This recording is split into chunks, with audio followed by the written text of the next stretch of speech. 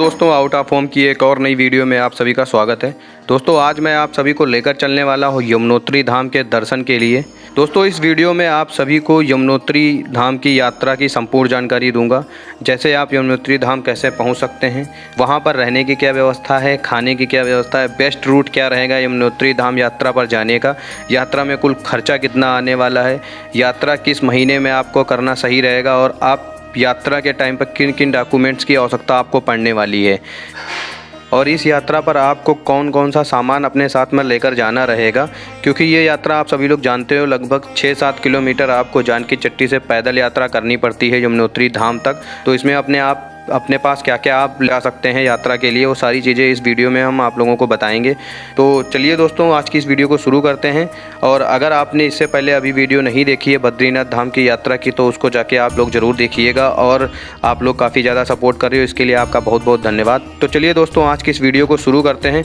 तो सबसे पहले हम बात करते हैं कि आप अगर यात्रा पर जा रहे हैं तो आपको किन किन डॉक्यूमेंट्स की ज़रूरत पड़ने वाली है। दोस्तों, अगर आप चारों धाम यात्रा, केदारनाथ, बद्रीनाथ, यमुनोत्री या गंगोत्री, इनमें से किसी भी धाम की यात्रा करना चाहते हैं तो आपको एक यात्रा पास की ज़रूरत पड़ने वाली है। इस यात्रा पास के बिना आप यात्रा नहीं कर पाएंगे। ये यात्रा पास आप ऑनलाइन या ऑफलाइन दोनों तरह से बनवा सकते हैं। ऑफलाइन बनवाने के लिए आपको ऑफलाइन सेंटर्स हरिद्वार और जानकी चट्टी में भी मिल जाएंगे, और ऑनलाइन पास बनवाने के लिए आपको स्क्रीन पर वेबसाइट दिख रही होगी, इससे आप जाकर आप ऑनलाइन बनवा सकते हैं, या फिर इसका लिंक मैं डिस्क्रिप्शन बॉक्स में दे दूंगा, वहाँ से भी आप डायरेक्ट क्लिक करके आप अपना यात्रा पास जनरेट कर सकते हैं। बिना यात्रा पास के आप याद रखिएगा, आपको यहाँ पर यात्रा नहीं करने दिया जाएगा। इसके अलावा अगर आपकी उम्र 50 वर्ष से अधिक है तो आपको एक मेडिकल सर्टिफिकेट बनवाना रहेगा, जिसमें आपकी ECG, शुगर और BP की रिपोर्ट होनी चाहिए। तो आप इन दोनों डॉक्यूमेंट्स ही आपके ज़रूरत पड़ने वाली है इस यात्रा में, आपको यात्रा पास और मेडिकल रिपोर्ट की। तो दोस्तों, इसके बाद अगर हम बात करते हैं कि आपको यात्रा किस महीने में करनी चाहिए, तो यमुनोत्री धाम की यात्रा जो केदारनाथ धाम की यात्रा से लगभग 1-2 दिन पहले ही शुरू हो जाती है। इस वर्ष जो यमुनोत्री धाम की यात्रा है वो 22 अप्रैल 2023 से शुरू हो चुकी है, और नवंबर, दीपावली या भैया दूज तक लगभग यह यात्रा चलती है। तो दोस्तों, अप्रैल से नवंबर के बीच में आप कभी भी यात्रा पर जा सकते हैं। इस बीच में अगर हम बेस्ट टाइम की बात करें तो अप्रैल, मई, जून यात्रा के लिए बहुत ही सही समय रहता है यात्रा करने के लिए। लेकिन अगर आप बजट में यात्रा करना चाहते हैं तो ये समय आपके लिए सही नहीं रहेगा, क्योंकि इस टाइम पर मंदिर के कपाट तुरंत खुले होते हैं, जिससे यहाँ पर काफ़ी ज़्यादा भीड़ हो जाती है। और भीड़ होने के कारण यहाँ पर जो होटल्स हैं और खाने की जो व्यवस्था है वो काफ़ी ज़्यादा कॉस्टली हो जाती है। तो अगर आप बजट में यात्रा करना चाहते हैं तो ये टाइम आप अवॉइड कर सकते हैं।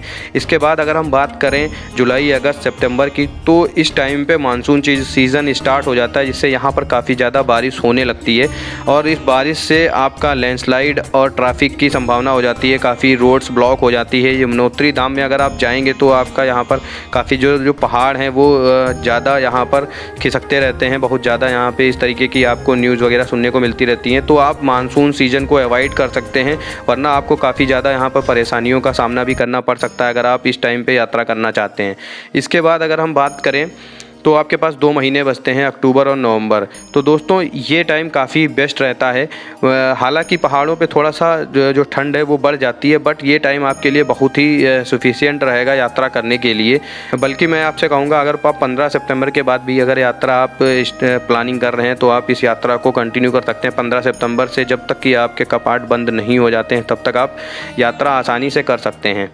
इस टाइम आपको बहुत ही कम रश देखने को मिलेगा यात्रा में, और आप आसानी से मंदिर में दर्शन भी कर पाएंगे, और वहाँ पर आपको जो चीज़ें होंगी वो भी काफ़ी ज़्यादा सस्ती रहेंगी, और आपका जो यात्रा रहेगी वो आप बजट में आसानी से अपनी कंप्लीट कर पाएंगे। तो दोस्तों, अब हम बात करेंगे कि आप यमुनोत्री धाम कैसे पहुंच सकते हैं। दोस्तों, यात्रा शुरू करने के लिए आपके पास 3 ऑप्शंस हैं: हरिद्वार, देहरादून, ऋषिकेश। आप इनमें से तीनों जगह से आप अपनी यात्रा को प्रारंभ कर सकते हैं। इसके आगे आपको सड़क मार्ग के द्वारा ही आपको यात्रा करनी पड़ेगी। तो दोस्तों, आप देश के किसी भी कोने से अगर यात्रा करना चाहते हैं तो आपको हरिद्वार, ऋषिकेश या देहरादून आना पड़ेगा।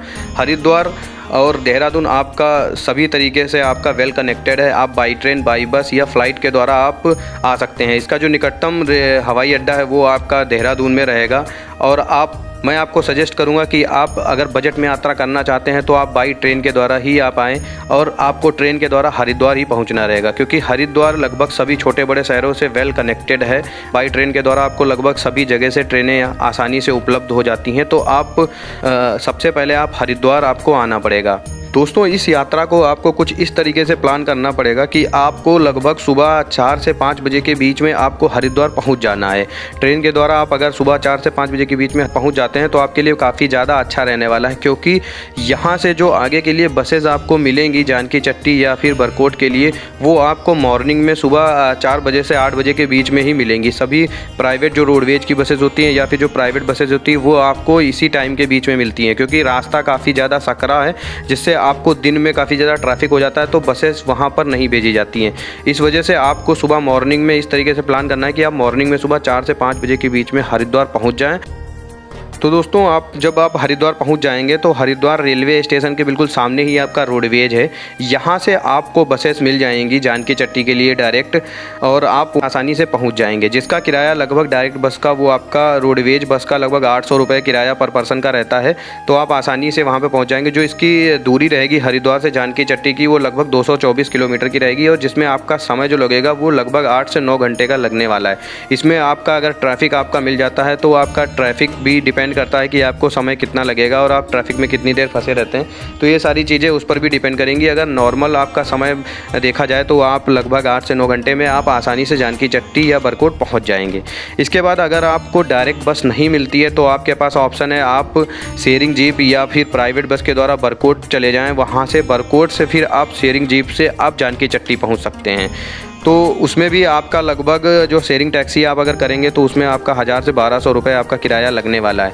इसके बाद अगर आपका सेकंड ऑप्शन है, अगर आपके पास शेयरिंग टैक्सी हो गया और आप प्राइवेट टैक्सी से भी आप यात्रा कर सकते हैं। जो प्राइवेट टैक्सी का अगर आपका किराया आपका रहने वाला है लगभग 4000 से 8000 के बीच में रहेगा। वो डिपेंड करता है आपकी टैक्सी और कितने सीटर की टैक्सी आप कर रहे हो, उस पर डिपेंड करेगा।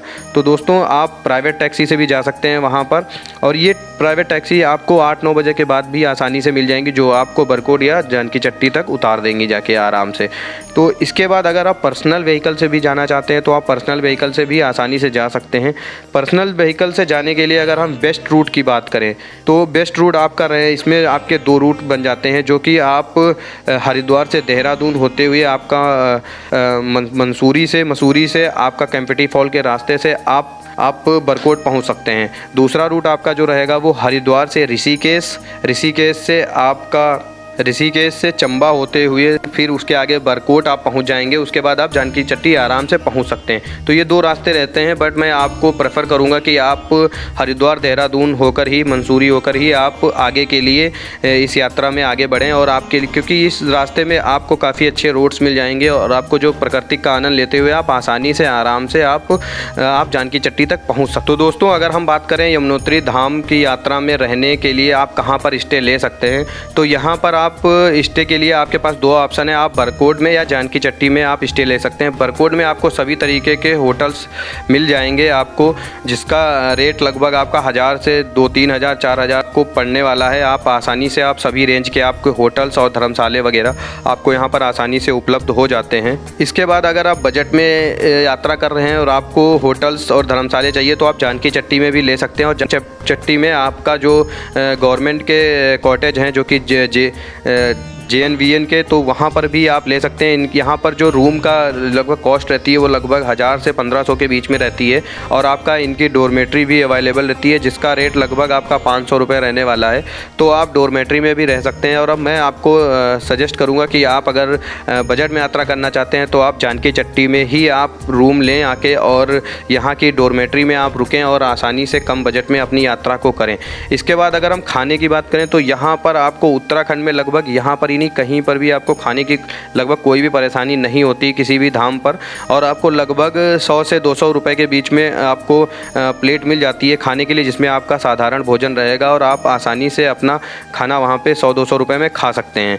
तो दोस्तों, यहाँ पर खाना और रहने के लिए यहाँ पर कोई भी प्रॉब्लम नहीं होगी। इसके बाद अगर हम बात करें, आप यहाँ पर पहुँच गए हैं तो इसके बाद आपको जानकी चट्टी से लगभग 7 किलोमीटर की पैदल ट्रैक की यात्रा करके आपको यमुनोत्री धाम के दर्शन के लिए जाना होगा, जो कि काफ़ी ज़्यादा मनोहक दृश्य आपका होगा। जब आप पैदल चलेंगे तो काफ़ी ज़्यादा आपके प्राकृतिक जो होगा आप उसको अनुभव करेंगे, उसको मैं अपने शब्दों में बयान नहीं कर सकता हूँ। काफ़ी ज़्यादा सुंदर है और मस्त आप आराम से ट्रैक करिए। 7 किलोमीटर की ट्रैक है जो कि आप लगभग 4 से 5 घंटे में आसानी से कर लेंगे। इस ट्रैक को करने के लिए भी आपके पास ऑप्शंस हैं जो कि आप पैदल कर सकते हो, और अगर आप पैदल चलने में असमर्थ हैं तो आप घोड़े का सहारा ले सकते हो, खच्चर भी कर सकते हो, जिसका रेट इस टाइम पे लगभग 2400-2500 रुपये हो गया है। ये रेट पहले कम था बट इस वर्ष ये रेट थोड़ा बढ़ा दिया गया है, 2400-2500 रुपये हो गया है। आप पालकी में भी जा सकते हो तो उसका भी रेट जो है लगभग 4 से 5 हज़ार रुपये रहता है पर राउंड के हिसाब से, ठीक है। तो दोनों तरफ का इसमें इंक्लूड रहता है रेट। तो आप आसानी से वहाँ पर जा सकते हो और वहाँ पे 2-3 घंटे समय बिताकर यमुना जी की माता के दर्शन करिए। और वहाँ पर आप जब पहुँचेंगे तो वहाँ पर एक तप्त कुंड है जिसे सूर्य कुंड के नाम से जाना जाता है। उसमें आप स्नान करने के बाद में ही, यहाँ पे गर्म पानी रहता है, इसमें स्नान करने के बाद में ही आप माता के दर्शन के लिए आप आगे जाइएगा, माता रानी के दर्शन करिए और उसके बाद आप वहाँ से आसानी से आप वापस अपने रूम पर वापस लौट सकते हैं। तो दोस्तों ये आज का प्लान था। और इसके बाद अगर हम बात करें कि आपको इसमें कितने दिन लगने वाले हैं इस यात्रा में, तो टोटल आपके लगभग, आप जिस दिन, मैं आपको हरिद्वार से इनिशियल और फाइनल पॉइंट मान के चलता हूँ, हरिद्वार से आपकी आगे की यात्रा के लिए आपको यहाँ पे बताता हूँ। उससे पहले अगर आप कहीं से भी आ रहे हैं तो वो आप दिन काउंट कर लीजिएगा अपने अकॉर्डिंग।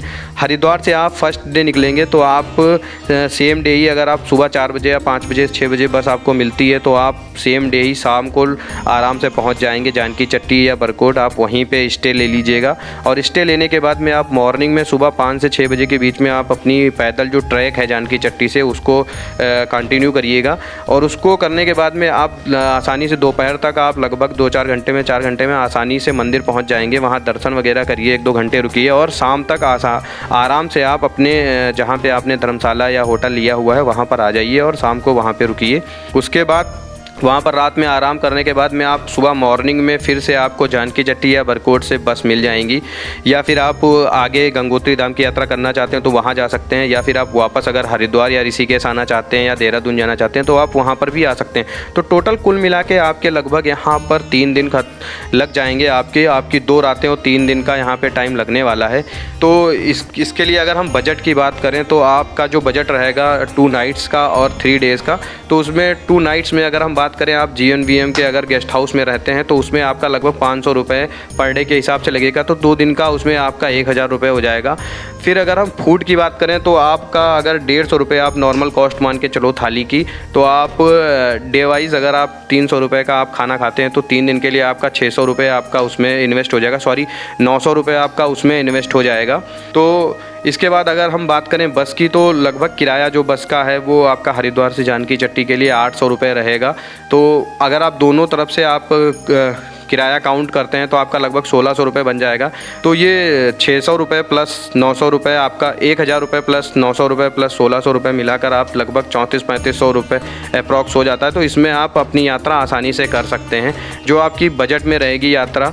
और मैं आपको यही सजेस्ट करूँगा कि अगर आपने पूरी वीडियो देखी है तो आप इसी अकॉर्डिंग से आप अपनी यात्रा को प्लान करिएगा और आसानी से अपना 3400-3500 रुपये में आप सिंगल पर्सन आप अपनी यात्रा को कर लेंगे। और मैं आपको एक और चीज़ सजेस्ट करूंगा कि अगर आप ग्रुप में यात्रा करेंगे तो आपका जो कॉस्ट है वो भी कम आएगी और आपको काफ़ी ज़्यादा इस ट्रिप में आनंद मिलेगा और आप काफ़ी ज़्यादा एंजॉय कर पाएंगे। तो आप अगर हो सके तो ग्रुप में इस यात्रा को करिएगा।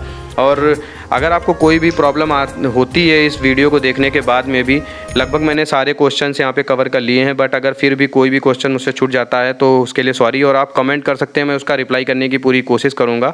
और इसके बाद अगर आपको वीडियो पसंद आती है तो प्लीज़ वीडियो को लाइक करिएगा। और पहले ही मैं आपको धन्यवाद बोल चुका हूँ कि काफ़ी ज़्यादा आपका प्यार और सपोर्ट मिल रहा है वीडियोज़ पे, तो इस वीडियो को भी काफ़ी प्यार और सपोर्ट दीजिएगा और जल्दी से अपने 1K सब्सक्राइबर कंप्लीट करवा दीजिए। फिर बढ़िया आपकी इसी ट्रैक में हम लोग आगे बढ़ते रहेंगे और आपके लिए बढ़िया बजट प्लान की जो वीडियोज़ हैं वो आपके लिए आती रहेंगी। तो चलिए आज की वीडियो में इतना ही, मिलते हैं एक नई वीडियो में।